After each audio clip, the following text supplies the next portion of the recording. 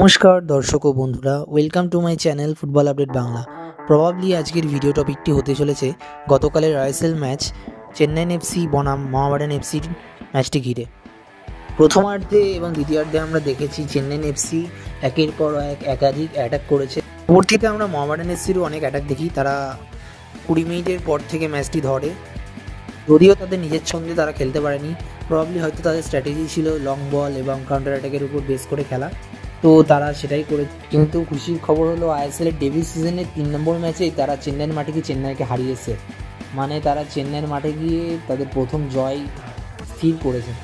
যদিও কালকে তাদের প্লেইং স্টাইল পুরো ভিন্ন ছিল। প্রবাবলি তারা পাসিং ফুটবলের উপর জোর না দিয়ে লং বল এবং কাউন্টার অ্যাটাকের উপর জোর দিয়েছিল। এবং বলতে গেলে কালকে দুটো টিমের থেকে প্রচুর অ্যাটাক হয়েছে।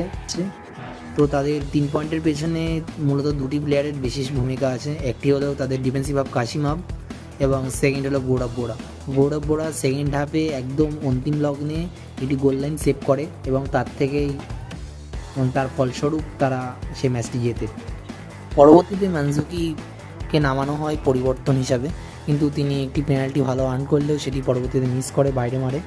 তো যাই হোক, মোহামেডান স্পোর্টিংয়ের কাছ থেকে তার আশানুরূপ খেলার ঝলক পাওয়া যায়নি, কিন্তু তারা 3 পয়েন্ট অর্জন করেছে। আজ এইটুকুই বন্ধুরা। ভিডিওটি ভালো লাগলে অবশ্যই লাইক করো, শেয়ার করো এবং চ্যানেলে প্রথম এসে থাকলে চ্যানেলটি সাবস্ক্রাইব করো এবং কমেন্ট করে জানাও ভিডিওটি কেমন লাগবে। Thank you.